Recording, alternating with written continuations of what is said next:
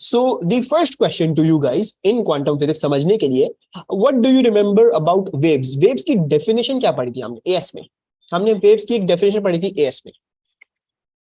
Waves do something. What do waves do? Transfer energy. Very good. So in AS,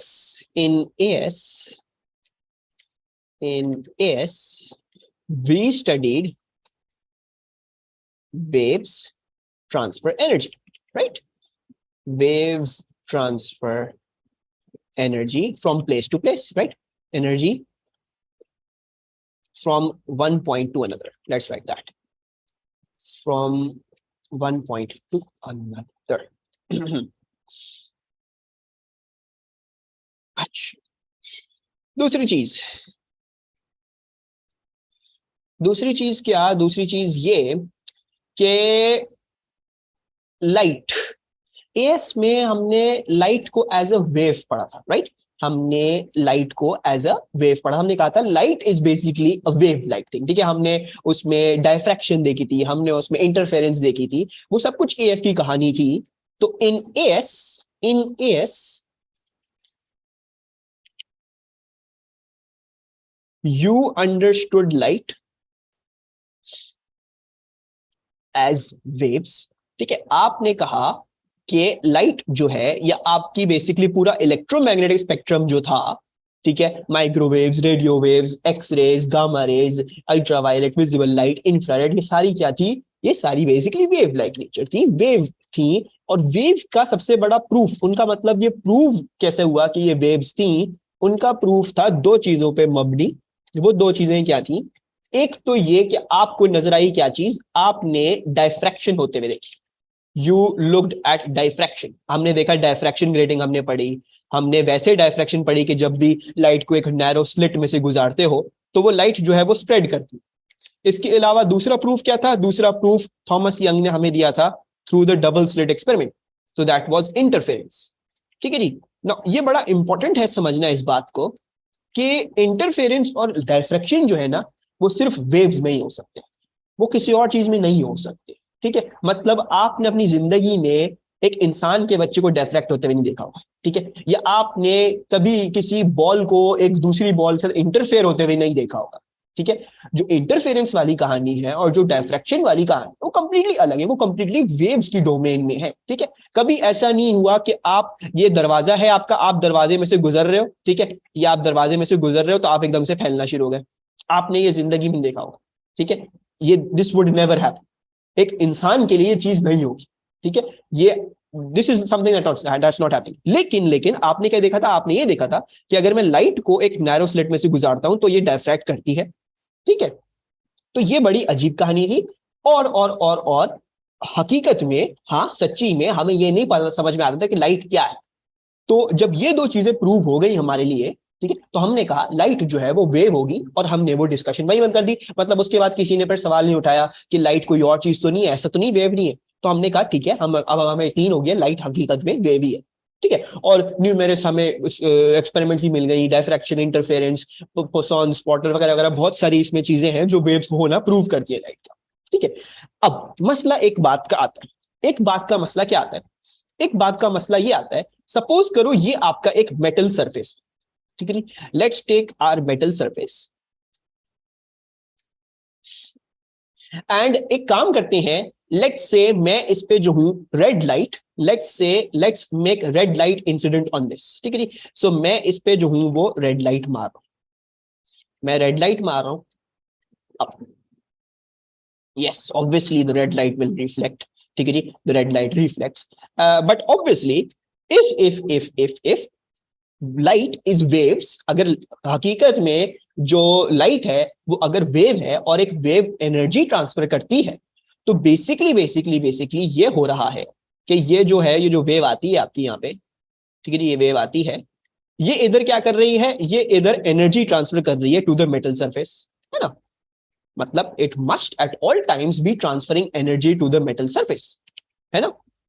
metal surface को energy देती रहेगी। जब तक ये इंसिडेंट होगी तब तक ये मेटल सरफेस को एनर्जी दे रहेगी, ठीक है? So let's write this down. If light is wave like, अगर हकीकत में हाँ सच्ची में लाइट जो है वो वेव की तरह है, तो यस, क्या होना चाहिए था? It must continuously give energy to the metal surface. ठीक है, इस पॉइंट को मैं थोड़ा सा चेंज करूंगा, मिटा के दो कुछ और लिखूंगा, लेकिन अभी फिलहाल ये है आप लोग। अच्छा, मेटल सरफेस को एनर्जी दे रहा है, ठीक है। अच्छा, अब होना क्या चाहिए था? होना ये चाहिए, जैसे अभी आपने देखा होगा कि जो है वो सूरज अगर किसी चीज में पड़ रहा होता है, अगर सीधा उसको जो है वो सूरज की रोशनी में रख दो, किसी चीज गर्म होना शुरू हो जाती है। तो दैट इज अ प्रूफ कि हाँ, इंफ्रारेड एनर्जी जो है वो अगर सन से आ रही है तो कोई वो चीज इंफ्रारेड एनर्जी एब्जॉर्ब कर रहा है। हाँ, तो इसका मतलब हकीकत में यस, वेव लाइक है, इलेक्ट्रॉन स्पेक्ट्रम वेव लाइक है, एनर्जी मिल रही है मेटल सरफेस। अच्छा, लेकिन ऑब्वियसली अब देखो, अगर मैं इस लाइट को बहुत ज्यादा टाइम के लिए इंसिडेंट कर दूं, मतलब मैं इसको हमेशा हमेशा के लिए इंसिडेंट कर दूं, तो shouldn't I also be able to eject electrons from this metal surface?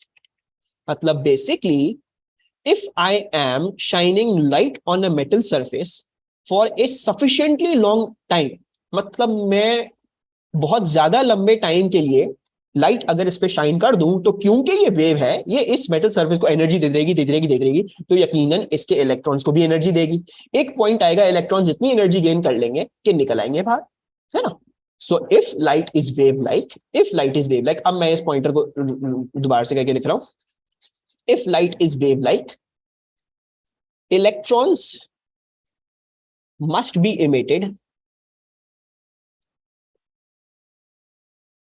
from a surface of a metal, from the surface of a metal,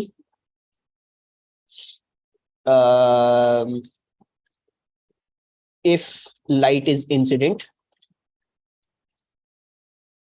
क्या लिख रहा हूं मैं? Electrons are incident from the surface of a metal if light is incident for a sufficiently long enough time. Incident for a sufficiently long enough time. मेरी आवाज क्या सबके लिए लैग कर रही है? Sufficiently long enough time. Time. Ahmad, why don't you connect and reconnect? जल्दी से आ जाओ, 2 मिनट में, किसी और के लिए नहीं हो रहा। तो ये चीज है, एक तो चीज ये है कि इलेक्ट्रॉन्स इमिट होने चाहिए थे अगर अगर बहुत लंबे टाइम के लिए, बहुत लंबे अरसे के लिए वेव इंसिडेंट हो, ठीक है। तो हाँ, हमारे कुछ बावले फिजिसिस्ट थे, हमारे कुछ बावले साइंटिस्ट थे, जिन्होंने हज किया, सच्ची में भी यही किया। उन्होंने एक लैंप जला के एक मेटल सरफेस पे इंसिडेंट कर दिया, उन्होंने कहा कभी ना कभी, किसी ना कभी, किसी पॉइंट पे जो है वो इलेक्ट्रॉन निकलेगा। That would change the metals chemical makeup, right? या डेफिनेटली, ऑब्वियसली इसमें से अगर इलेक्ट्रॉन निकल जाए तो वो बेसिकली पीछे बस एक आयन रह जाएगा, पॉजिटिव चार्ज, ठीक है। सो वो रह जाना चाहिए। कुछ साइंटिस्ट थे बावलिन, जिन्होंने ये सच में किया, उन्होंने एक लैंप जला के एक मेटल सरफेस पे इंसिडेंट कर दिया कि जो है वो उसमें से इलेक्ट्रॉन्स निकलेंगे कभी ना कभी, ठीक है। अच्छा, so what happens when an atom loses all of its electrons? It becomes the highest positively charge cation can be. मतलब अगर लेट्स से हीलियम के पास 2 इलेक्ट्रॉन है, तो अगर इसमें से पूरे से 2 इलेक्ट्रॉन निकाल दो, 2+ चार्ज का ये आयन बन जाता है, ठीक है। तो it just becomes a nucleus basically, ठीक है। बस एक, अगर उसमें से सब कुछ इलेक्ट्रॉन निकाल दो, सिर्फ न्यूक्लियस बच जाता है। दैट्स द कहानी, दैट इज हैपनिंग, ठीक है। तो कुछ साइंटिस्ट ने ये भी किया, और आपको भी पता है, आपको हकीकत में ये पता है कि, आपको पता है कि सूरज पूरा दिन के वक्त हर चीज पे इंसिडेंट होता है। अब जैसे मेटल का कोई पोल है, तो उसमें से इलेक्ट्रॉन्स तो निकलना शुरू नहीं करते। तो अगर लाइट हकीकत में वेव लाइट थी, तो ये तो नहीं हुआ, एक बड़ी प्रॉब्लम आ गई। अब ये प्रॉब्लम आ गई कि लाइट वेव है भी या फिर नहीं। अच्छा, दूसरी और कुछ बातें भी हम जो है वो समझते हैं और कुछ लिखते हैं। अच्छा, दूसरी क्या बात है? दूसरी ये बात है कि इलेक्ट्रॉन्स must be emitted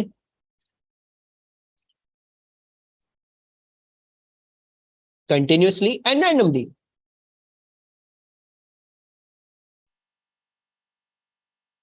ठीक है, मतलब इस बात का क्या हुआ? इस बात का ये मतलब हुआ कि अगर आपने सफिशिएंटली लॉन्ग इनफ टाइम के लिए लाइट को इंसिडेंट कर दिया, तो अब जब अगर एक इतनी एनर्जी गेन कर ली होगी मेटल सरफेस में, तो उसमें से क्या होगा? कभी कुछ इलेक्ट्रॉन निकल रहा है, कभी कुछ इलेक्ट्रॉन निकल रहा है, मतलब रैंडमली इलेक्ट्रॉन निकलेगा, और फिर कंटिन्यूसली स्पेक्ट्रम, मतलब कंटिन्यूसली इलेक्ट्रॉन निकलते जाएंगे, क्योंकि अगर एक एनर्जी उस पर पहुंच गया है, तो इलेक्ट्रॉन जो है वो निकलते जाएंगे, रैंडमली निकलेंगे, रैंडमली और कंटिन्यूसली निकलेंगे, ठीक है। That's what we were expecting with the wave like nature अच्छा, तीसरी बात क्या है? तीसरी बात यह है कि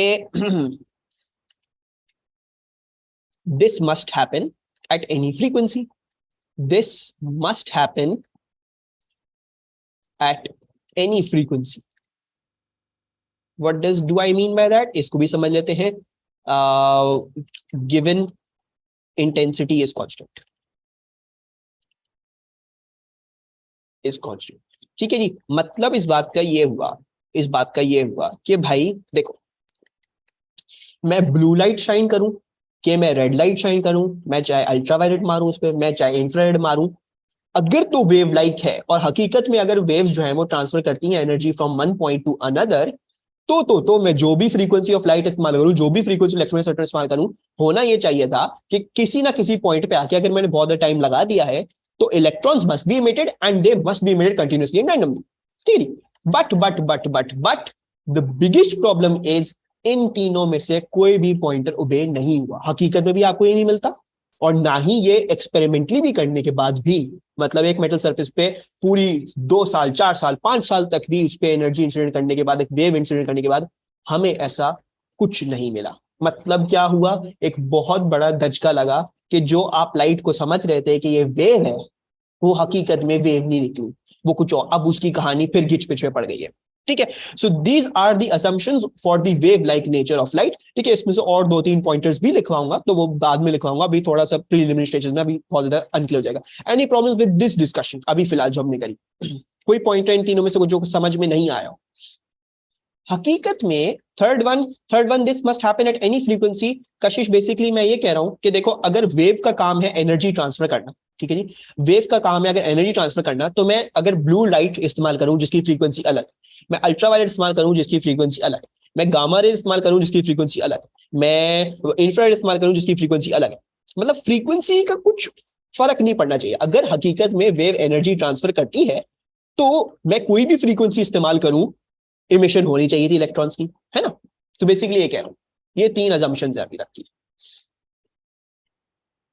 ठीक है.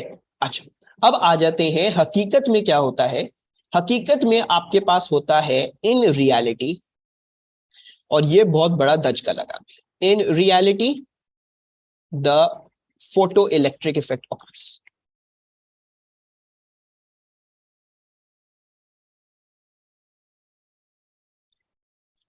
Okay, what is the photo electric effect? Photo electric effect ये है कि, या फोटो इलेक्ट्रिक इफेक्ट को भी छोड़ देते हैं, अभी हम देख लेते हैं कि हकीकत में क्या हो रहा है. फोटो इलेक्ट्रिक इफेक्ट की फॉर्मल डेफिनेशन हर चीज बाद में लिखा हूं. अच्छा, होता ये है कि आपने लाइट इंसिडेंट करी, ठीक है, इलेक्ट्रॉन नहीं निकलते. ठीक है. मतलब सपोज करो हमने जो फ्रीक्वेंसी ऑफ लाइट इंसिडेंट करी वो FI लिखते हैं, इलेक्ट्रॉन नहीं निकलते. सिर्फ इलेक्ट्रॉन तब निकलते हैं, मतलब इसमें से हमें इलेक्ट्रॉन्स निकलते हुए तब नजर आए या तब मालूम हुए कि निकल रहे हैं, जब फॉर एग्जाम्पल लेट्स से कि ये जिंक था, दिस वाज जिंक, ये जिंक था, मेटल सरफेस ये जिंक था, तो हमें मिला, हमें मतलब हम एक्सपेक्ट कर रहे थे कोई भी फ्रीक्वेंसी डालू, इमिशन होनी चाहिए इलेक्ट्रॉन्स की, नहीं हुई. लेकिन इमिशन हुई, एक पॉइंट पे हुई, एक बड़े खास पॉइंट पे हुई, और वो हमेशा कांस्टेंट आता था. मतलब ये हमें मालूम हुआ कि लेट्स से जिंक की फॉर एग्जांपल 5 इंटू 10⁻⁹ अच्छा ये फ्रीक्वेंसी गलत हो जाएगी, 5 × 14 हर्ट्ज, लेट्स से ये, ठीक है, ये मुझे नहीं पता एग्जैक्ट क्या है, अब पता चल जाएगी थोड़ी देर में. लेकिन लेट्स से जिंक की जो है वो ये है फ्रीक्वेंसी. मतलब हमेशा जब भी मतलब एक हमने करी, एक एंटार्क्टिका में करी, एक आर्कटिक ओशन में करी, आर्कटिक ओशन एंटार्क्टिका में करी, ऑस्ट्रेलिया में कर ली, पाकिस्तान में कर ली, इंडिया में कर ली, हर जगह कर ली. एक बड़ा मसला पेचीदा सा आ गया कि देखो कोई भी फ्रीक्वेंसी इस्तेमाल करते हैं नहीं होती. एक फ्रीक्वेंसी अगर हायर जाते हैं, मतलब एक फ्रीक्वेंसी से हायर जाते हैं, मतलब फॉर एग्जांपल 5 × 14 हर्ट्ज से ऊपर जाते हैं, जब भी ऊपर जाते हैं इलेक्ट्रॉन इमिट होना शुरू हो जाता है फौरन. ठीक है. अच्छा, बड़ा प्रॉब्लम की बात आ गई. मतलब ये मालूम हुआ, ये ऐसा लगा कि हर मेटल की एक काइंड ऑफ लाइक एक लिमिट है, एक फ्रीक्वेंसी की लिमिट है, उससे ऊपर अगर निकल जाते हो तो फिर उसमें से इलेक्ट्रॉन निकलना शुरू होते हैं. That's what we saw in reality. ये हो रहा था जो हमने वेव्स में पढ़ा. हमने वेव्स में पढ़ा था कोई भी फ्रीक्वेंसी इस्तेमाल करो, वो नहीं हुआ. भाई प्रॉब्लम इसमें क्या है, अभी समझा रहा हूं ना प्रॉब्लम. वेव्स में क्या पढ़ा था? वेव्स में पढ़ा था कोई भी फ्रीक्वेंसी इस्तेमाल करो, इमिशन होनी चाहिए. हकीकत में ऐसा नहीं हुआ. हकीकत में क्या हुआ? कोई फ्रीक्वेंसी है, उससे ऊपर जाते हो तो इमिशन होती है इलेक्ट्रॉन्स की, वरना नहीं होती. तो this is the first problem. ठीक है जी, पहली प्रॉब्लम क्या आई? पहली प्रॉब्लम आपके पास आई emission of electrons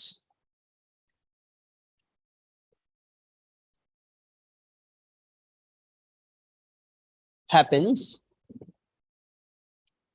at only a higher frequency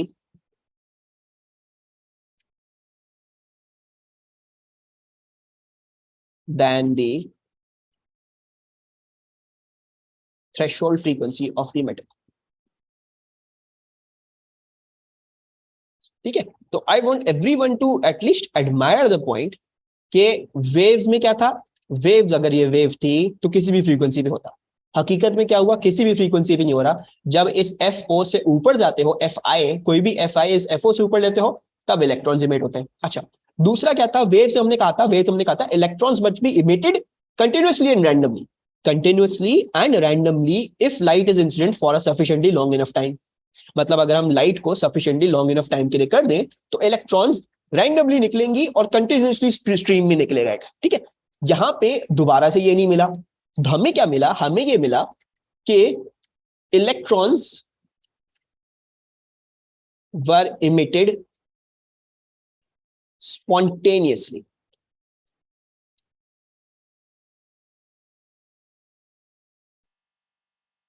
no time required।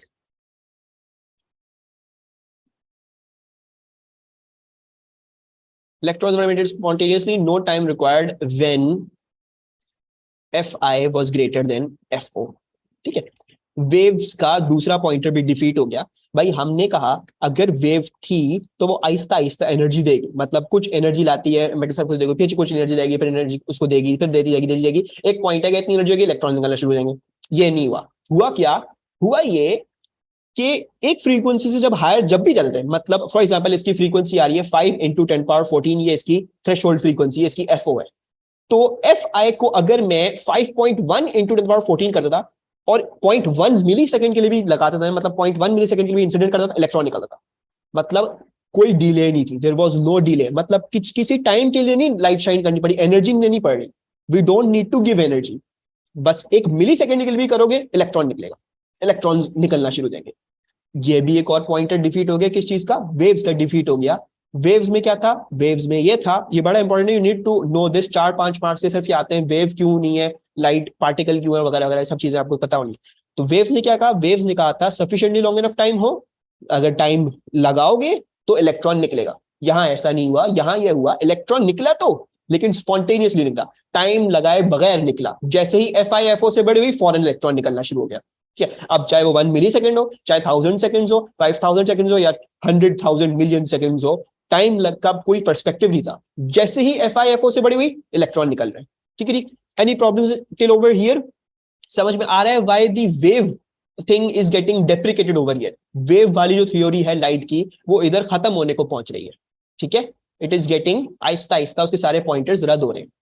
And हमने और कोई पॉइंटर डिस्कस किया था, electron from surface of light sufficient long enough time, defeat कर दिया, स्पॉन्टेनियसली बता दिया, और फ्रीक्वेंसी वाला बता दिया। बाकी दो पॉइंटर्स जो है वो अभी आप लोगों के लिए नहीं है, घबरा जाओगे। ठीक है, अच्छा अब बड़ा मसला है। ठीक है, क्योंकि लाइट तो हमें लगा था डायफ्रैक्शन है, इंटरफेरेंस है, लाइट वेव होगी। मसला क्या है? जब अगर ये इतना छोटा सा, इतना सिंपल, यस जैनब, मतलब इतना छोटा सा, इतना सिंपल सी कहानी ये नहीं हो पाई वेव से, तो क्या हकीकत में लाइट वेव है भी या फिर नहीं? अब आ गए आइंस्टाइन साहब। आइंस्टाइन साहब बड़े जीनियस थे, उनको आती थी मैथमेटिक्स बहुत अच्छे तरीके से। मतलब Einstein did not do any experiments, experiments नहीं करता था आइंस्टाइन। आइंस्टाइन सिर्फ मैथ्स करता था, और वो मैथ से हर चीज प्रूव करता था। ठीक है, आइंस्टाइन भाई आ गए, और आइंस्टाइन ने इस चीज की, क्वांटम फिजिक्स की तखलीक रखी है। मतलब क्वांटम फिजिक्स को इजाद आइंस्टाइन ने ही किया है, शुरू की कहानी क्वांटम फिजिक्स की आइंस्टाइन ने चलाई है, और फिर ये क्वांटम फिजिक्स आइंस्टाइन को ही खा गई। ठीक है, तो अब हम डिस्कस करते हैं कि ये हो क्या रहा। अच्छा, मसला क्या हुआ, इस बात को जरा समझो। क्या समझो इस बात को? ना टाइम देना पड़ रहा है, और कोई भी frequency higher than the threshold frequency emission करवा रही है। ठीक है, that means that this is a particulate nature. मतलब ये वेव लाइक बिहेव नहीं कर रही है light, this is basically behaving like a particle. Particle किस लिहाज से, मतलब आइंस्टाइन ने सोचा यार देखो, जब फ्रीक्वेंसी हाई करते हो, मतलब आइंस्टाइन ने कहा कि शायद शायद शायद जो एक लाइट में ना, लाइट में छोटे छोटे पार्टिकल, ठीक है। अब काइनेमेटिक्स फोर्सेस और मोमेंटम में चलो, मोमेंटम में स्पेसिफिकली चलो, मोमेंटम के चैप्टर।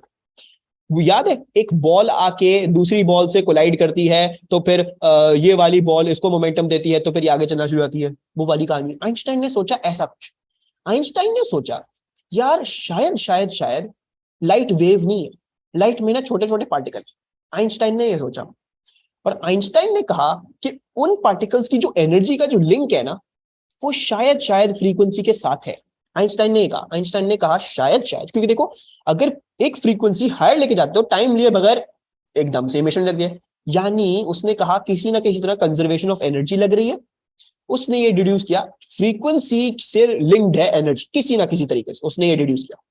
उसने फिर डिड्यूस किया कि शायद लाइट में छोटे छोटे पार्टिकल हैं जो क्या करते हैं, मतलब बेसिकली लाइट में एक छोटा सा पार्टिकल है जो एक इलेक्ट्रॉन को जाके टक्कर मारता है, तो फोटोन वहीं रह जाता है, इलेक्ट्रॉन आगे चलना शुरू जाता है। मतलब आइंस्टाइन ने कहा ये शायद वेव वाली कहानी नहीं है, ये वो मोमेंटम वाली, काइनेमेटिक्स वाली, फोर्सेस वाली, एनर्जी वाली कहानी है जो एएस का शुरू वाला पार्ट था। आइंस्टाइन ने कहा शायद ये मोमेंटम चेंज हो रहा है, शायद light is not behaving like wave, शायद light is behaving as particles, और वो particles are like small balls, मतलब जैसे किसी को गोली मारते हो तो उसमें से वो जो भी मोमेंटम चेंज उसमें भी ट्रांसफर होता है, ठीक है। किसी को धक्का मारते हो तो मोमेंटम चेंज उसमें होता है। तो बेसिकली ये उसने कहा कि छोटे छोटे पार्टिकल आ रहे हैं, फ्रीक्वेंसी के साथ उनकी एनर्जी लिंक्ड है। फ्रीक्वेंसी अगर एक पॉइंट से हायर हो जाती है तो उनके पास इतनी एनर्जी हो जाती है कि वो आके जब इलेक्ट्रॉन को टक्कर मारते हैं तो उसका इतना मोमेंटम चेंज कर दें कि वो अपने न्यूक्लियस को स्केप करके बाहर निकल जाता है। आइंस्टाइन ने ये कहानी कर दी, आइंस्टाइन को इधर ले गया बात को, ठीक है। अब आइंस्टाइन था क्या चीज, आइंस्टाइन था मैथमेटिकल जीनियस, और उसने अपनी मैथमेटिक्स से प्रूफ भी कर दिया कि यही कहानी होगी। अब जरा चलते हैं आइंस्टाइन के पॉइंटर्स पे, ठीक है। मैं ये जगह छोड़ रहा हूं, मैं बाद में स्लाइड को कंप्लीट करूंगा। Let's go on to Einstein's pointers, ठीक है।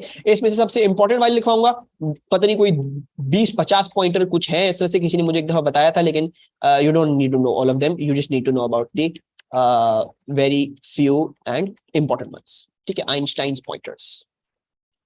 अच्छा, सबसे पहले तो let's also now go into, थोड़ा सा वापस पीछे चलते हैं। अच्छा, F I just want you guys to know F I में क्या बोल रहा हूं।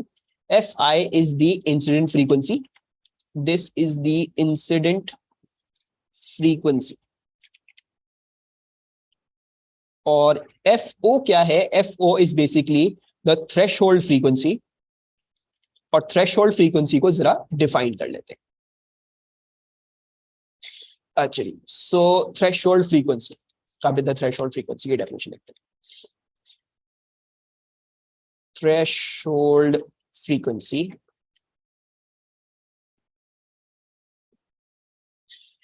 it is the frequency, yeah, it is the minimum frequency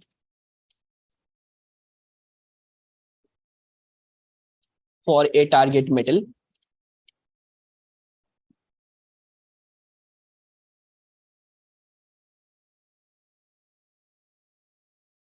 above which, let me just check एक चीज,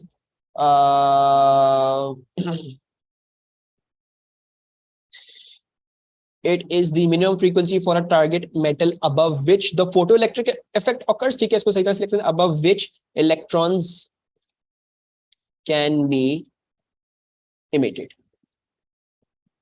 from the metal, ठीक है जी। तो जैसे बेसिक फॉर्मल सी डेफिनेशन लिखवा दी आप लोगों को, एग्जाम में डेफिनेशन बहुत आती है कि थ्रेशोल्ड फ्रीक्वेंसी क्या है, मिनिमम फ्रीक्वेंसी है। इस मिनिमम फ्रीक्वेंसी अगर ऊपर चले जाते हो तो इलेक्ट्रॉन एमिट होते हैं, मतलब उर्दू की ट्रांसलेशन बता दी, इंग्लिश के लिए डेफिनेशन हो गई आप लोग की, ठीक है। अच्छा, अब चलते हैं आइंस्टाइन के पॉइंटर्स पे। आइंस्टाइन का सबसे पहला पॉइंटर जो है वो ये था के जैसे मैंने आपको लोगों को लिखवाया, तो आइंस्टाइन ने यही बोला, the energy of a single light particle, ठीक है जी। अच्छा, अब ये single light particle, obviously Einstein ने तो ये रिड्यूस कर लिया था कि लाइट जो है वो पार्टिकल, उसने कह दिया लाइट पार्टिकल है, चलो लाइट को पार्टिकल में लेके चलते हैं, तो अब उसने लाइट के पार्टिकल का भी नाम खुद ही रखा था, आइंस्टाइन ने ही ये फोटोन बताया है आपको लफ्ज।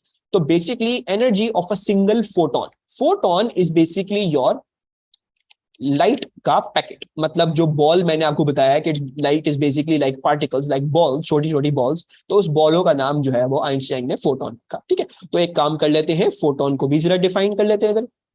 So let's also understand what a photon is. CI के लिहाज से लिखवा रहा हूं डेफिनेशन, तो यही डेफिनेशन जो है वो आप अपने पेपर्स में भी लिख के आएंगे, ठीक है। फोटोन क्या है? It is the smallest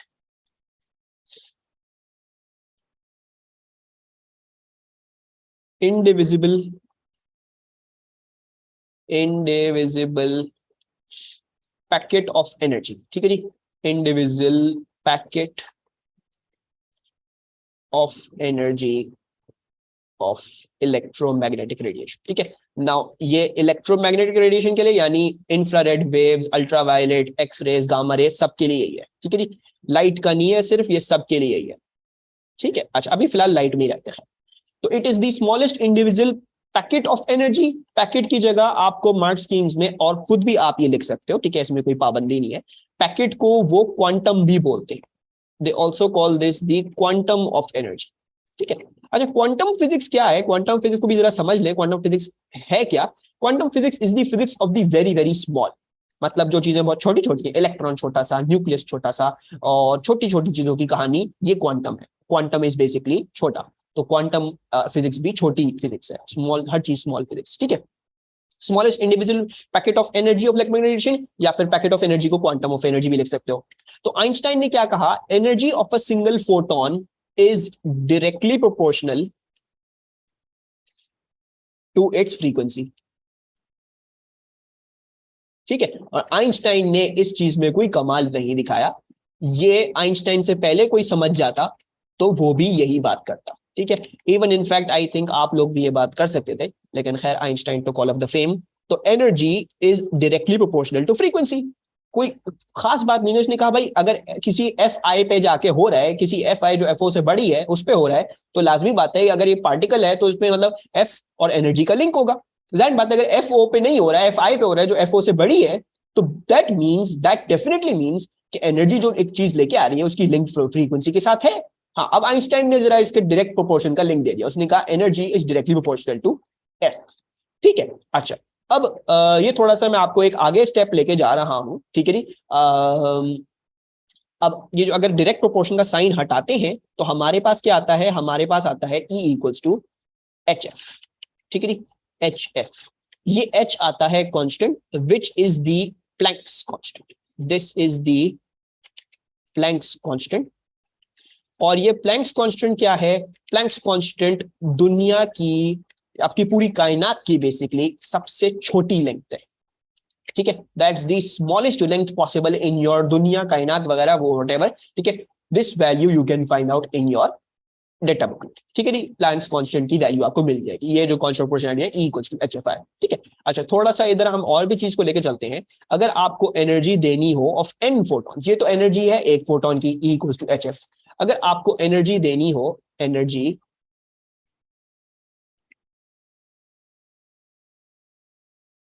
of n photons, तो ऑब्वियसली अगर एक फोटोन की एनर्जी जो है वो HF है, तो n की कितनी हो गई?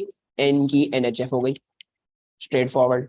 नंबर ऑफ फोटॉन्स n ले लो, NHF से आप जो है वो क्या निकाल लोगे? आप टोटल एनर्जी निकाल लोगे, ठीक है। तो मैं इधर जो हूँ वो ET लिख रहा हूँ, ET will equals to NHF।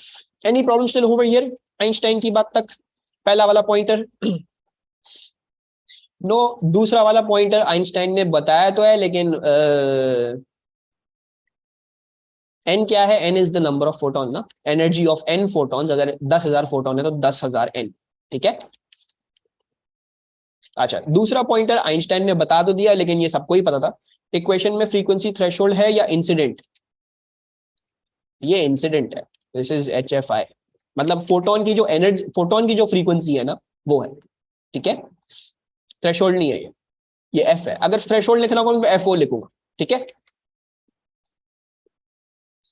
अच्छा, नंबर 2 क्या है? नंबर 2 ये है, आइंस्टाइन ने बताया है, काफी बोरिंग सा पॉइंटर है, मजे का पॉइंटर नहीं है, ये सबको ही पता था, ये आइंस्टाइन नहीं बताता तो सबको पता चल गया था वैसे भी। Photo electric effect only occurs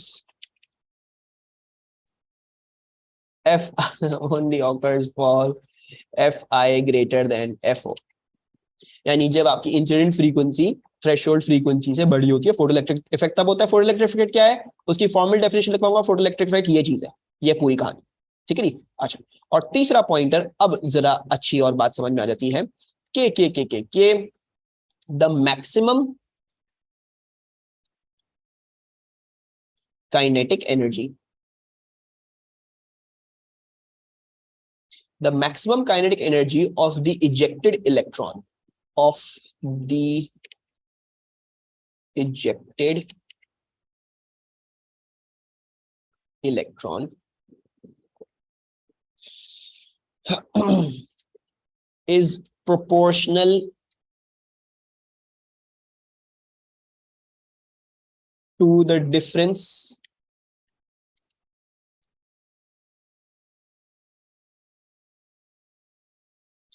between the incident frequency, incident and threshold frequency, ठीक है जी। ये भी मेरे नजदीक काफी बोरिंग पॉइंटर है, ये भी अगर मैं आप लोगों को सही तरह समझाया तो शायद आइंस्टाइन की प्लेस आप लोग ले सकते थे, ठीक है जी। थ्रेशोल्ड फ्रीक्वेंसी, आइंस्टाइन ने कोई खास काम नहीं किया, बस क्रेडिट ले गया सारा। अच्छा, तो आइंस्टाइन ने क्या बोला? आइंस्टाइन ने ये बोला, जैसे स्टेटमेंट है, आइंस्टाइन बोलता है भाई ई के आपकी जो मैक्सिमम काइनेटिक एनर्जी है ऑफ द इलेक्ट्रॉन, यानी आपका ई के मैक्स, वो कैसे दी जाएगी, या वो डायरेक्टली प्रोपोर्शनल है किस चीज के? Difference between incident frequency and threshold frequency, यानी basically F I minus F O के डायरेक्टली प्रोपोर्शनल है, ठीक है। अगर ये प्रोपोर्शनलिटी का साइन हटाओगे तो ई के मैक्स क्या आता है? वो आता है एच, अब ये प्रोपोर्शनलिटी कांस्टेंट दोबारा से इधर इसमें एफ ही है, एच ही है, तो H F I minus H, ये H into F I minus F O, and then this finally becomes E K max equals to H F I minus H F O, ठीक है।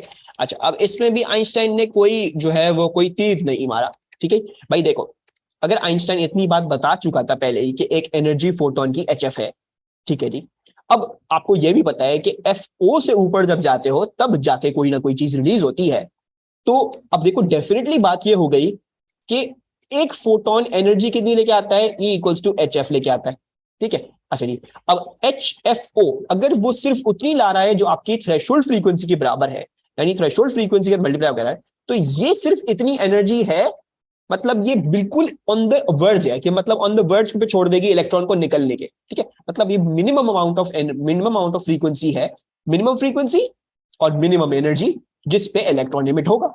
HFO is the minimum amount of energy जिस पे electron emit होगा, right. तो Einstein ने भी ये कहा HFO minimum amount of energy है जिस पे इलेक्ट्रॉन एमिट होगा।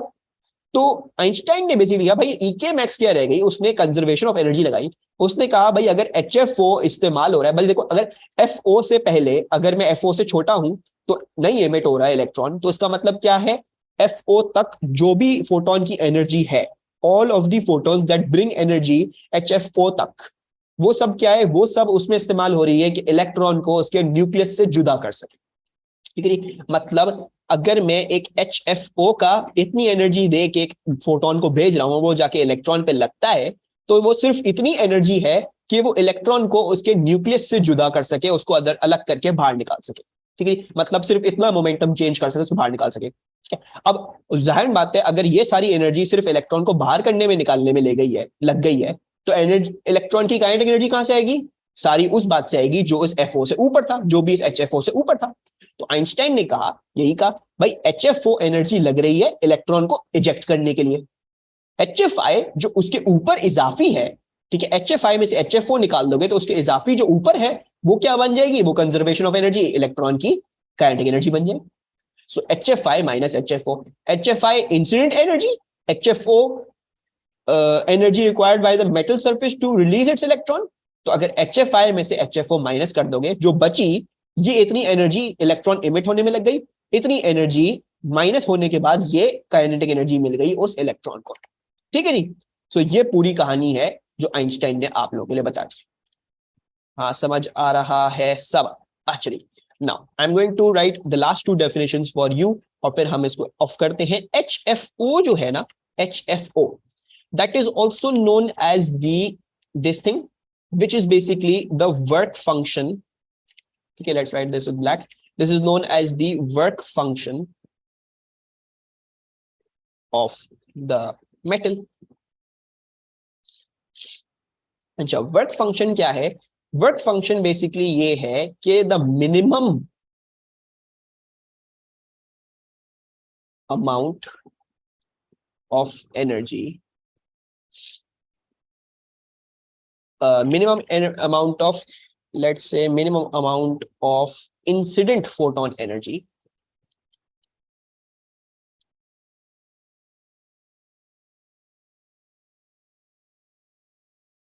required for the photoelectric effect to occur, required for the photoelectric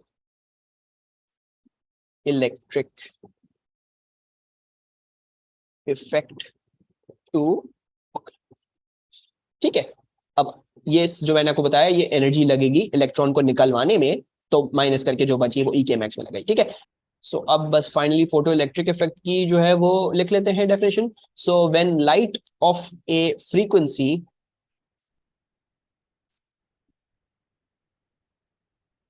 when light of a frequency above the threshold frequency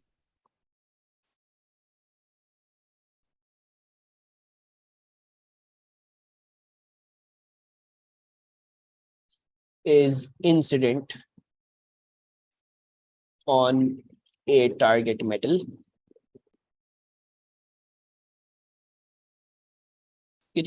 when light of frequency above the threshold frequency is incident on the target metal, electrons are emitted from its surface, ठीक है। electrons are emitted from its surface.